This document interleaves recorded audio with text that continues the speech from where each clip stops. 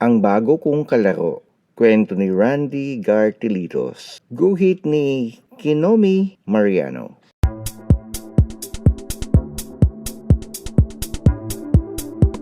Nalulungkot si Joko. Lilipat na kasi sa sityo, bagbagi ng kanyang pamilya, at iiwan na nila ang luma nilang bahay sa Sinagtala. Hindi na rin niya makikita ang kanyang mga matalik na kalaro, sina Gibo, Kevin, Paulo at Jason. Ngunit masaya naman ang mga magulang at kapatid niya kasi ang bago nilang bahay mas maluwag na at ang bubungan ay pihadong di natutulo pa sa tag-ulan.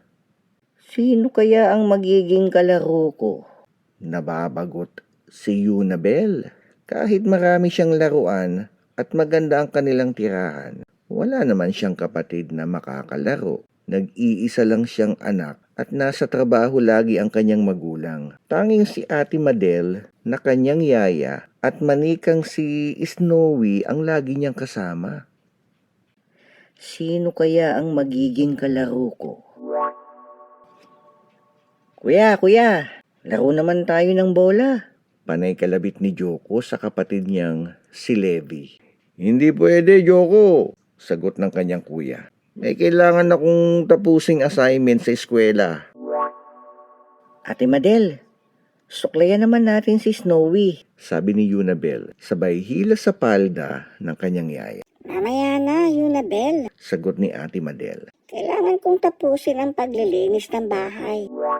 Lumabas si Joko at naglakad-lakad tungo sa parke. Nakita niya ang isang maliit na asong matulin kung tumakbo. May kagat-kagat itong isang kahoy na stick. Pwede ba kitang maging kalaro? Tanong ni Joko sa asong maliit.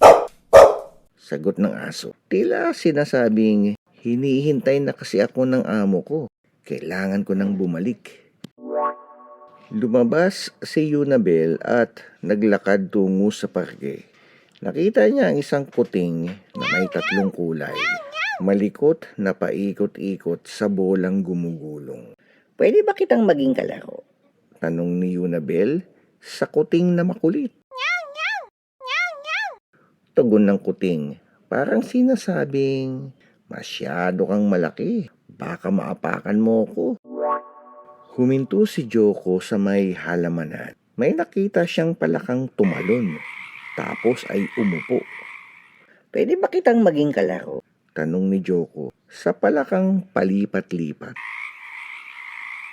Tila sinasabing, mas masarap manghuli ng langaw na mataba. Maiwan na kita. Sumilong si Yunabel sa lilim ng punong mangga. Lumipad sa kanyang harapan ng isang mayang umaawit. Pwede ba kitang maging kalaro? Pakiusap ni Yunabel sa mayang maliit. Sagot ng maya. Tila sinasabing, may inakay pa akong dapat pakainin. Maghintay ka muna saglit.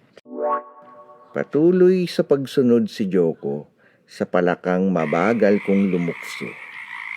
Patuloy sa pagsunod si Yunabel sa mayang mabilis kong lumipad. Di tuloy nila namalayan ang isa't isa. Ayun, nagkabungguan at nagkabukol pa.